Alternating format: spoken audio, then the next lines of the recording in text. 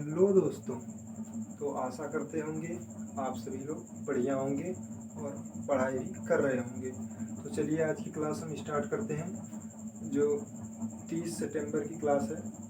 तो चलिए, जो पहला आर्टिकल है जो हम लोग पढ़ने वाले हैं, नारी शक्ति, नहीं सॉरी, जो बिल पास हुआ था 33% पार्लियामेंट में,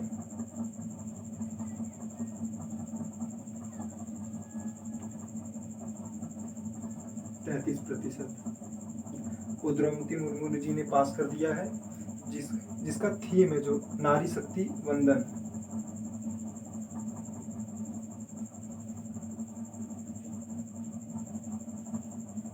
वंदन वंदन जो इसका थीम है, इसमें 33% आरक्षण मिलेगा महिलाओं को। लोकसभा में टोटल सीट इस समय 543 हैं।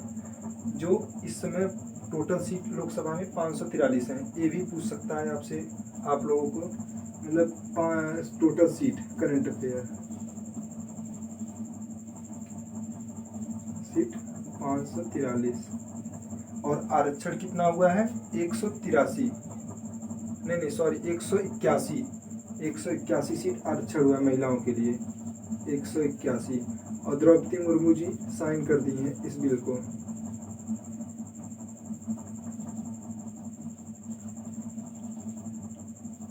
मुर्मू जी ने साइन कर दिया है इस बिल पर। अब ये बिल एक एक्ट बन गया है, कानून। और इसमें पूछा जा सकता है आप लोग सभी लोगों से कि यह कितने सालों के लिए है। तो यह 15 सालों के लिए है। कितने सालों के लिए? 15 ईयर। ये सब इम्पोर्टेंट है किसके द्वारा साइन किया गया बिल पे? राष्ट्रपति हैं जो। टोटल सीट कितनी है? नारी शक्ति वंदन अधिनियम। और जो एक्ट है वो किस अमेंडमेंट मतलब संशोधन कौन सा संशोधन है, ये भी पूछ सकता है आप लोगों से। तो ध्यान रखिएगा, ये 128वां संशोधन है।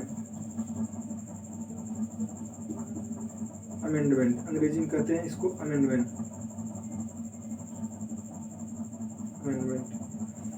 तो ध्यान रखिए, ये खासकर यूपी पेट और एसएससी के लिए, वन डे एग्जाम के लिए एकदम सफिशिएंट है। जो आज की क्लास है 30 सितंबर की, इसमें इससे बाहर नहीं जाएगा जहाँ तक है। अगर इससे आया, अगर बिल आया नारी शक्ति वंदन के, अगर कोई क्वेश्चन बना तो इससे बाहर नहीं आएगा, इतना याद रख लीजिए। पहला क्या है? नारी शक्ति वंदन। दूसरा क्या है? टोटल सीट कितना है? 543। द्रौपदी मुर्मू जी इस बिल पर हस्ताक्षर कर दिए हैं। टोटल आरक्षण सीट कितना है? 181, मतलब 181 सीट पर महिलाएं आरक्षित रहेंगी।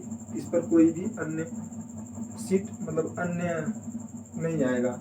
और जो यह कितने ईयर के लिए द्रौपदी मुर्मू जी ने इसको किया है? 15 ईयर के लिए। 15 साल के बाद इसको फिर से चेंज किया जा सकता है फिर। और इसमें मोस्ट बनने वाला क्वेश्चन है, मुझे जहाँ तक लगता है कि कौन सा संशोधन है? 128वां। ज़्यादातर लड़के क्या करते हैं कि बस केवल कौन सा नारी शक्ति वंदन अधिनियम ये याद कर चले जाते हैं। और सीट लगभग संविधान से जो पॉलिटी से क्वेश्चन बन सकता है वो करेंट और पॉलिटी को मिलाकर बनता है। हमेशा ध्यान रखिएगा, हमेशा ही बनता है। तो चलिए अगला देख लेते हैं हम।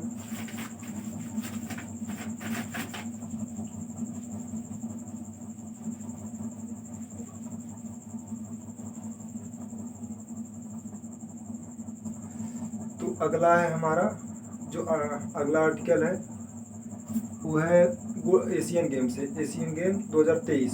तो इसमें 3 लोगों ने गोल्ड मेडल जीता है। पहला है सरोज सिंह और दूसरा है शिवा नरवाल और अर्जुन सिंह चीमा नाम है या चीना नाम है उनका, एग्जैक्टली मुझे याद नहीं, लेकिन चीमा है जहाँ तक है।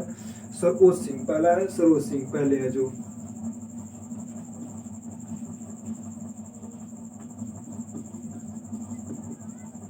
सरोज सिंह पहले हैं, जो 10 मीटर एयर पिस्टल में गोल्ड मेडल जीते हैं। ये तो पूछेगा कि हाल ही में किन एशियन गेम में किन लोगों ने गोल्ड मेडल जीता है। तो पहला है सरोजजीत सिंह और दूसरे हैं शिवा नरवाल।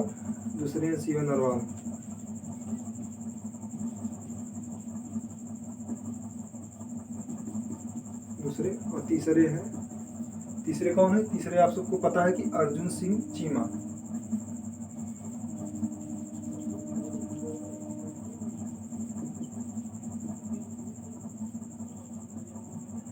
दस मीटर करंट अफेयर ये पूछ सकता है आप लोगों से। 10 मीटर एयर पिस्टल, स्वर्ण पदक।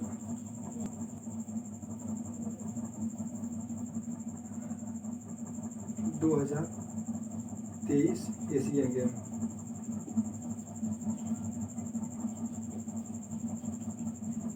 तो ध्यान रखिएगा, एशियन गेम 2023 में एक करंट अफेयर बनने वाले क्वेश्चन है जो होते हैं वही हम लाते हैं अक्सर, आप सभी लोग जानते ही भी हैं। पहले सरोज सिंह, दूसरे शिवा नरवाल, तीसरे अर्जुनजीत सिंह। सर 2 यस से नाम है, इसको आप ध्यान रखिए। यस यस अगर आ जाएगा मतलब यस या स से याद कर लेंगे तो भी चलेगा, मतलब। और ध्यान रखिए Asian game, Asian, Shiva, sir, ये सब, और दूसरे हैं अर्जुन देव, बस इतना याद रखिएगा, इतना सफिशिएंट है आप लोगों के लिए। चलो हम अगला देख लेते हैं, अगला टॉपिक। और इससे मतलब अगर डेली का डेली आप करंट अफेयर करते हैं क्लास, डेली का डेली, तो मुझे नहीं लगता कि आप लोगों को एक्स्ट्रा पढ़ने की ज़रूरत है, क्योंकि इस एक ही क्लास में सब कवर हो जाता है। डेली का डेली जो 3 से 4 रोज़ बनते हैं करंट अफेयर, हम डेली का डेली कवर करते हैं। तो अगला है नौसेना अभ्यास से। नौसेना अभ्यास से हमने एक पेपर दिया था जीडी और दिल्ली पुलिस का, उसमें भी पूछा था अभ्यास से कि कौन सा अभ्यास किस देश के साथ हो रहा है। तो अब ध्यान रखिए 2023 का जो नौसेना अभ्यास है वो भारत, इंडोनेशिया और ऑस्ट्रेलिया के बीच हुआ है, ये याद रखिए। एक क्वेश्चन करंट अफेयर में बनने वाला है, नौसेना अभ्यास। अगला जो है आर्टिकल,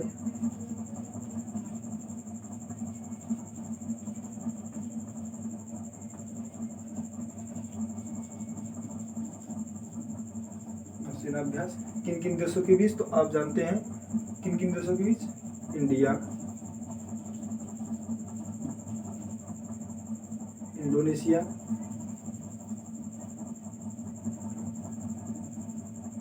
और किसके बीच, ऑस्ट्रेलिया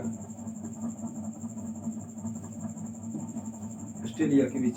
तो आप ध्यान रखेंगे नौसेना अभ्यास जो है भारत और ऑस्ट्रेलिया और इंडोनेशिया के बीच हुआ है। तो अगला हम देख लेते हैं इसके बाद नौसेना अभ्यास। अगला हम देख लेते हैं, अगला है भारतीय दृष्टिकोण से जो जीडीपी है, जो भारतीय दृष्टिकोण से जीडीपी है, हम जो हमने लक्ष्य रखा था, जो हमारा 2023 का आया था फरवरी में जीडीपी आया था, उसमें मतलब जो बजट आया था उसमें हमने लक्ष्य रखा था 6.4। अब उसको हम घटाकर 6.3 रखे हैं। जो बजट शास्त्र में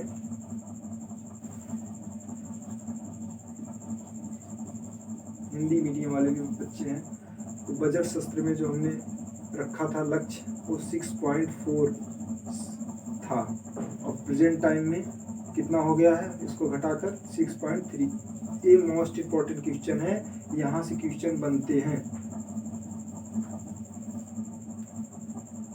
यहाँ से क्वेश्चन बनते ही बनते हैं। तो आप हम लोगों को ज़्यादा कुछ नहीं था 30 तारीख में, यही 1-2 करंट अफेयर थे। हम ऐसे ही डेली की डेली आपको लाते रहेंगे और हमारे साथ बने रहिए। धन्यवाद। अगर वीडियो पसंद आए तो लाइक करिए, चैनल को सब्सक्राइब कीजिए। धन्यवाद।